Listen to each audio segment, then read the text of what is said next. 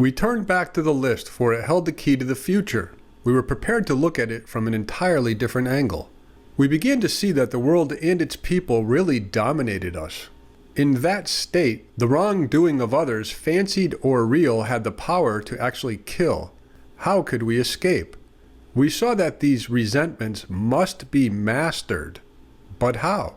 We could not wish them away any more than alcohol.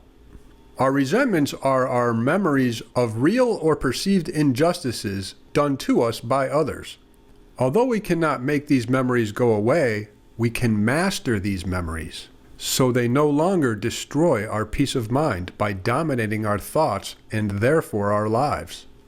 This was our course. We realized that people who wronged us were perhaps spiritually sick. Though we did not like their symptoms and the way these disturbed us, they, like ourselves, were sick too.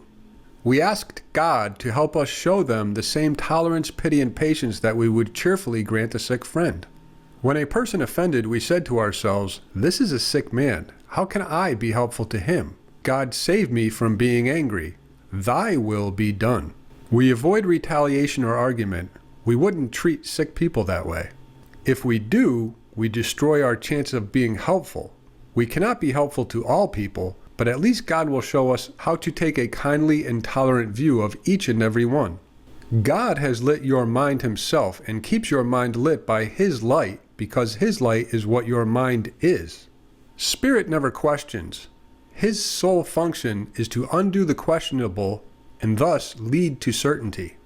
The certain are perfectly calm because they are not in doubt. They do not raise questions because nothing questionable enters their mind. This holds them in perfect serenity, because this is what they share, knowing what they are. Truth and knowledge are your inheritance and require no learning at all. But when you disinherited yourself, you became a learner of necessity.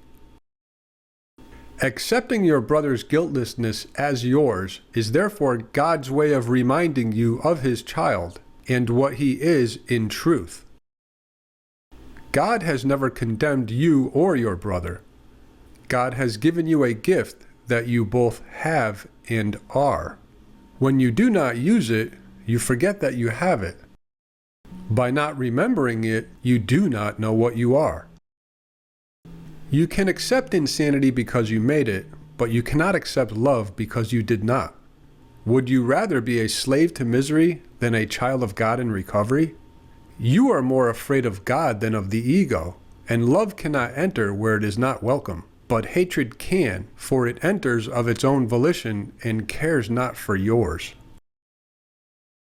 The ego always seeks to divide and separate.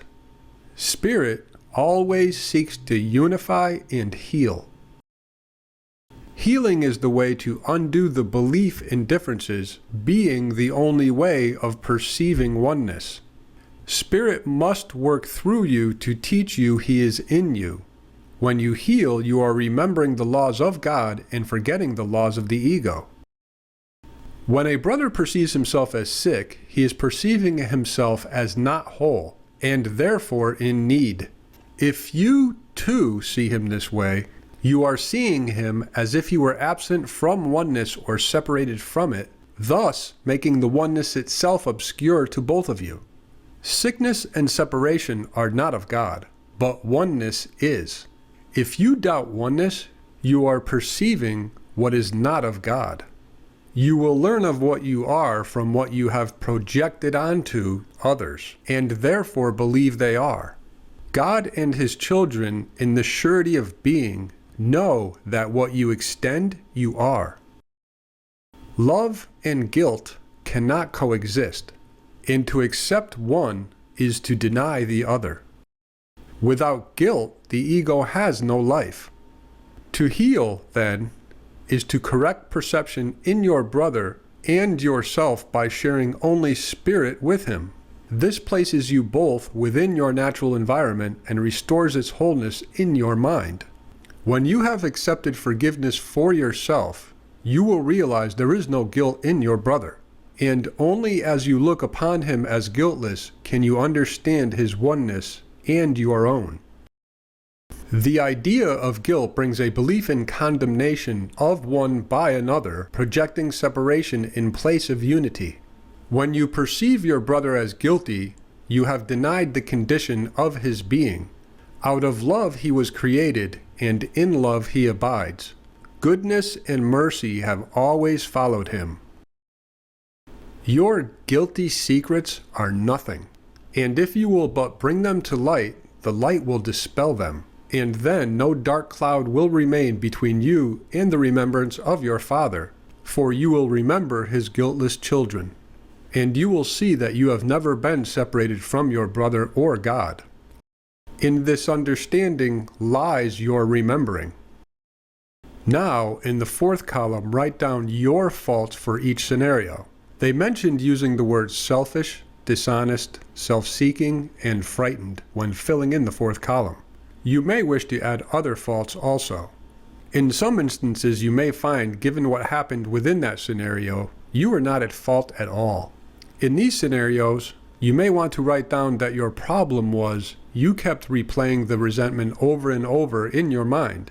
Spending time thinking what other people did to us, beyond the obvious processing we sometimes need to go through to process or transcend trauma, is a huge waste of time. And remember, these resentments and their associated emotions, like anger, shut us off from the sunlight of the Spirit. In our darkened state, we push our brothers away, and the voice in our head that wants to get us alone and kill us lays in waiting, always waiting for this opportunity. Referring to our list again, putting out of our minds the wrongs others had done, we resolutely looked for our own mistakes. Where had we been selfish, dishonest, self-seeking, and frightened? Though a situation had not been entirely our fault, we tried to disregard the other person involved entirely. Where were we to blame? The inventory was ours, not the other man's. When we saw our faults, we listed them. We placed them before us in black and white. We admitted our wrongs honestly and were willing to set these matters straight.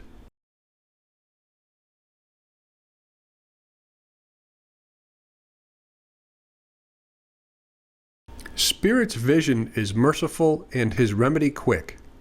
Do not hide suffering from his sight, but bring it gladly to him. Lay before his eternal sanity all your hurt and let him heal you. Do not leave any spot of pain hidden from his light, and search your mind carefully for any thoughts you may fear to uncover. For he will heal every little thought you have kept to hurt you, and cleanse it of its littleness, restoring your mind to peace.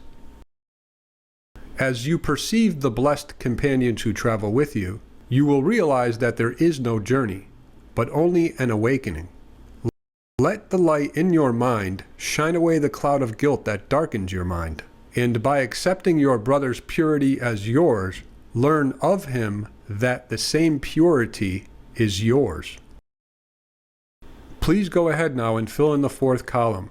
Remember, nothing counted but thoroughness and honesty.